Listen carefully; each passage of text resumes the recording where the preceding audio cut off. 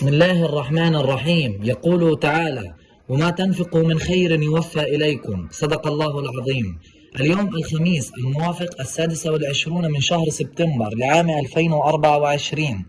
اليوم وسط هذه الظروف الصعبة لا زالوا أهل الخير والعون يقدمون العون والإغاثة لأبناء شعبنا في قطاع غزة بكل السبل المتاحة، حيث أننا اليوم سنقوم بإذن الله تعالى بتنفيذ تكية منطقة جباليا بإكرام أختنا زينة وعائلتها.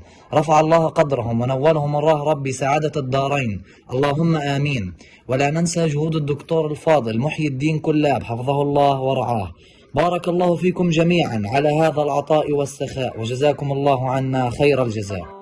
تصدق وابذل المعروف وأنفق دون أي وقوف، بمالك تطرح البركات فأنفق وابذل المعروف. يتيما يشتكي ألما يحار بوصفه الملهوف، وأم تشتكي ضيما بفقر حالها مكسوف، بلا أكل بلا شرب بلا مال لهم مصروف. تصدق واعطي المحتاج وكل الخير فيها شغوف، فأحسن حالهم دوما ومد العون والكفوف. تصدق وابذل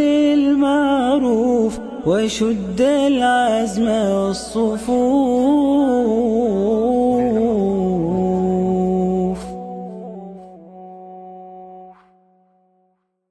الحرمان مسكين